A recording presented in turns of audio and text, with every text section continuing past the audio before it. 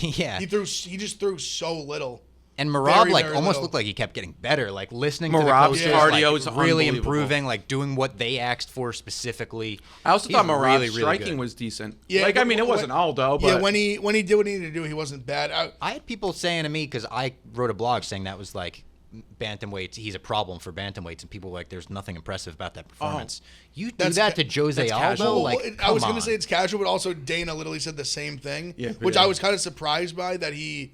I understand Crazy. it was not an exciting fight. No. And Dana's in the business of making exciting fights, so I understand where he's like, he wants like these top contenders to really make that big splash, get that big finish, or be in that big war where you come out on top. That's obviously what he wants.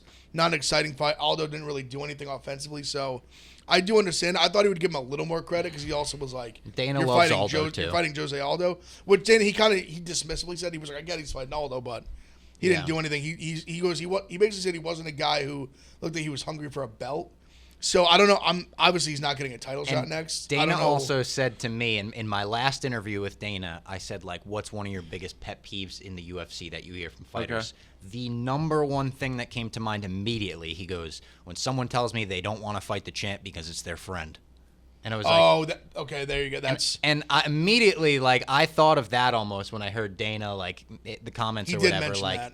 ooh, interesting. Also, like, that was he the got- first thing he said, like that. Like, it is his number one pet peeve. I'm not fighting that guy because he's my friend. And then Rogan asked Merab after, and Merab was like, stop asking me about Which this. I thought was very I funny the know way be he here said without it. him. This my Yeah. brother. Like, Yeah. he was like, I would never The way he be was like, here stop without asking Aljamain- me this. without He's my Aljamain." brother. And I love he kept just saying his full name, like Aljamain Sterling. He kept saying his full name like every Yeah, time. it was very. He And- actually and got a Aljo ton was of just- McGregor tweets as well. McGregor's tweeting And a ton Aljo was about just him. kind of standing like right next to him, just kind of being like, Yeah. But yeah, I don't know what they're gonna do. I mean, Merab's is obviously kind of. Luckily, there's other people in the division. Yeah, who I mean, if can you give want to that talk about a title guy shot who to. like obviously just had a finish, like I mean, that would be Marlon Vera. Yep. Like that's a finish where like all right, like he clearly is hungry. He's been finishing everybody. Especially, he beat Cruz too. It's like a big title name. It's like a name, like highlight reel knockout where he was going for it, landing big shots. he hurt him a fucking few shattered times. his nose. And the he slow mo of that was crazy when you could see his nose break. Yeah. Vicious, absolutely vicious. So then there was Two head kick knockouts in a row and 2 UFC main events. Let's keep that going because that's awesome. Instead of the 2 ending by injury early. Yeah. We made up for it.